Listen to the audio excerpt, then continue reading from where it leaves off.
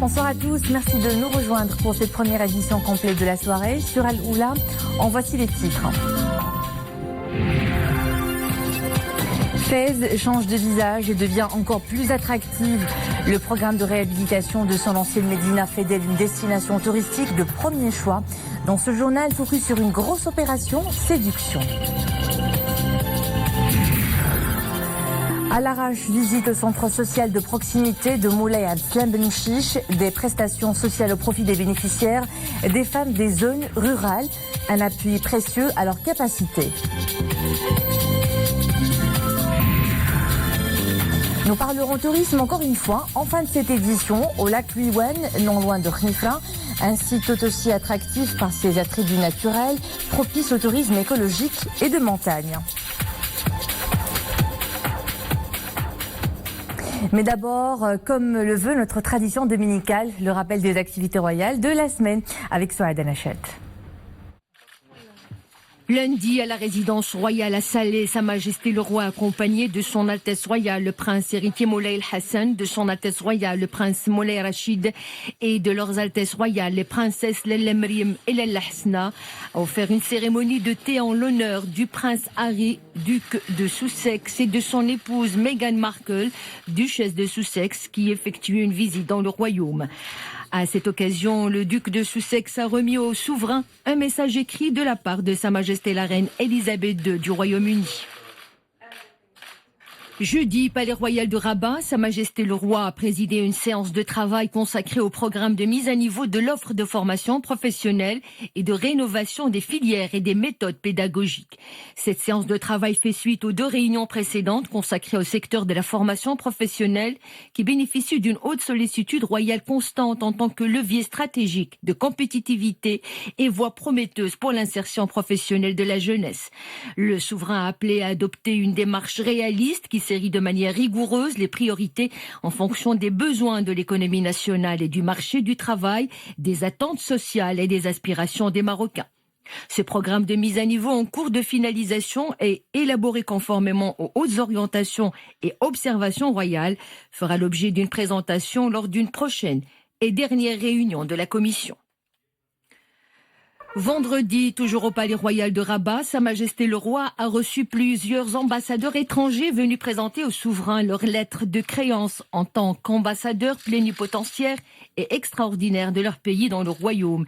Il s'agit des ambassadeurs du royaume du Danemark, de la République d'Autriche, du royaume de Suède, de la République du Soudan, de la République du Panama, de la République de Gambie, de la République de Turquie, de la République d'Azerbaïdjan et du Royaume d'Arabie Saoudite. Le souverain a également reçu les ambassadeurs de la République de Bulgarie, de la République argentine, venus prendre congé du souverain au terme de leur mission dans le royaume et décorés par le souverain de Wissam Royaux. Amir Mouminin a accompli la prière du vendredi à la mosquée Palestine à Salé. Au cours de cette semaine, Sa Majesté le Roi Mohamed VI a eu un entretien téléphonique avec le président du Nigeria, Muhammadu Buhari, suite à sa réélection à la magistrature suprême de son pays. Le souverain avait réitéré ses félicitations à M. Buhari.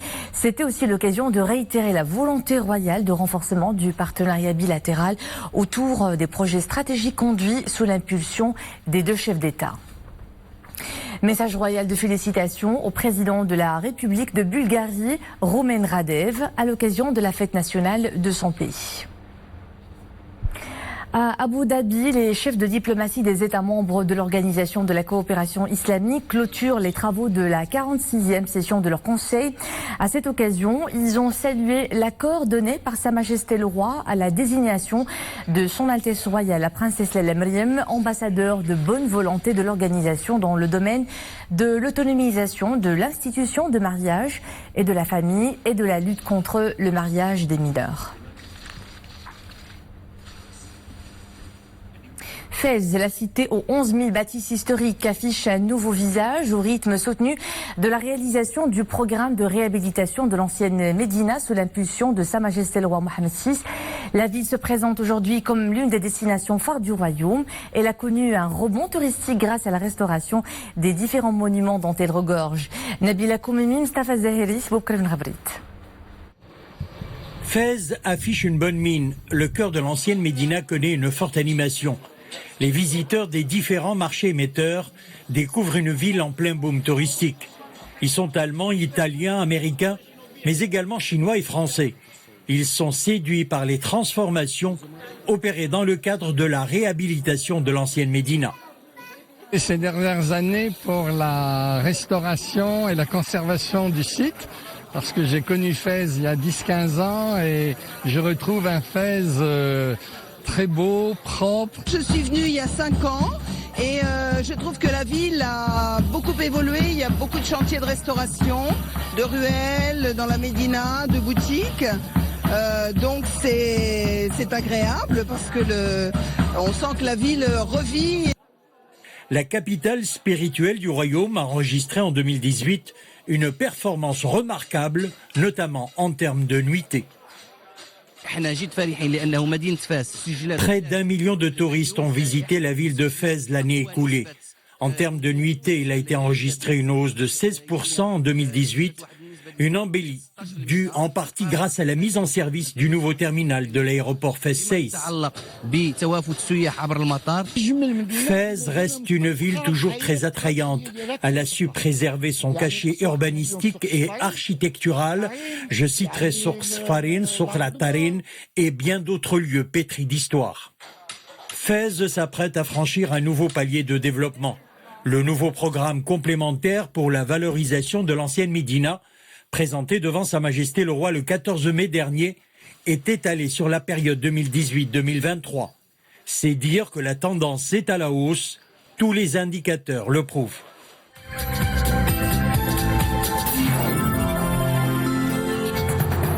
Tunis maintenant, où les travaux de la 36e session du Conseil des ministres arabes de l'Intérieur se sont ouverts avec la participation du Maroc. Cette session de 2 jours, à laquelle le Maroc est représenté par une forte délégation conduite par le ministre de l'Intérieur Abdelwafil Ftit, portera sur un grand nombre de questions, notamment le projet du plan provisoire pour la stratégie arabe de lutte contre l'usage illicite de stupéfiants et de substances psychotropes et le projet du plan provisoire pour la stratégie arabe de lutte contre le terrorisme. À la une de l'actualité ce dimanche, le président algérien Abdelaziz Bouteflika remplace Abdelmalek Slel par Abdelghani Zahlan, jusque-là ministre des Transports, au poste de directeur de sa campagne. Un limogeage qui intervient à quelques heures de la date limite de dépôt des candidatures pour la présidentielle du 18 avril. Le dernier délai de dépôt au Conseil constitutionnel est fixé à minuit ce soir. Et puis sachez que la police algérienne a utilisé ce dimanche un canon à eau pour disperser des étudiants marchant vers le Conseil constitutionnel à Alger.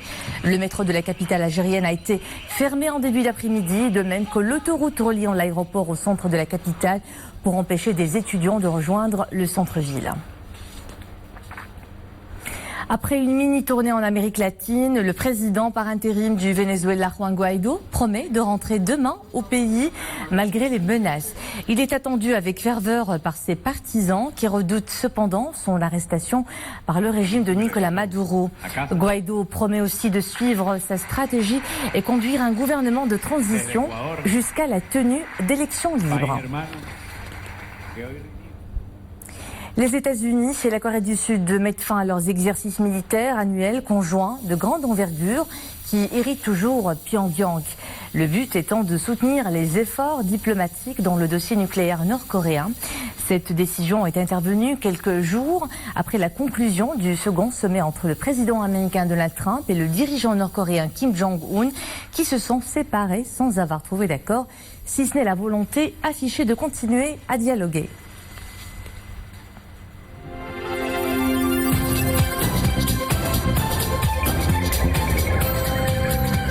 Cap sur l'Arrache pour parler des prestations du centre social de proximité de Moulay Abdeslam Ben Mchiche, une structure dédiée aux femmes rurales de la province.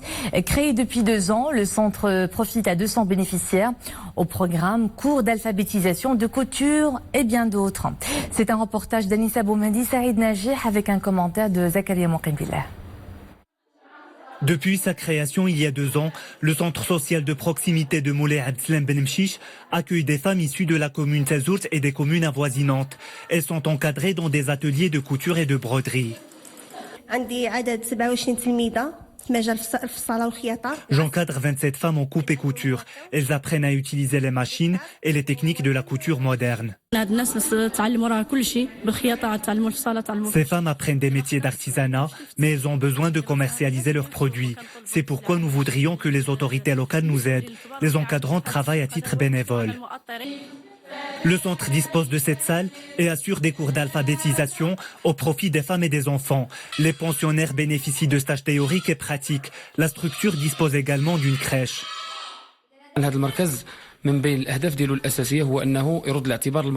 Ce centre ambitionne de revaloriser la condition de la femme rurale des zones enclavées.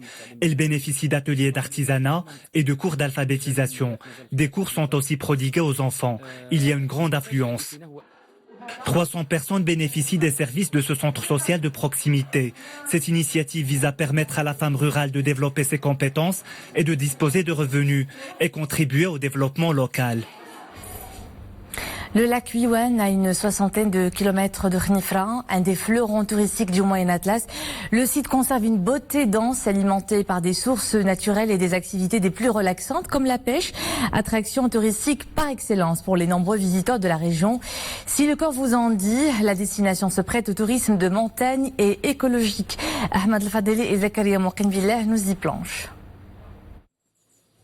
Au cœur de cet écrin qui célèbre la nature, une perle, le lac Wiwen. Niché à 1600 mètres d'altitude, il est alimenté par des sources naturelles sur une superficie de 40 hectares.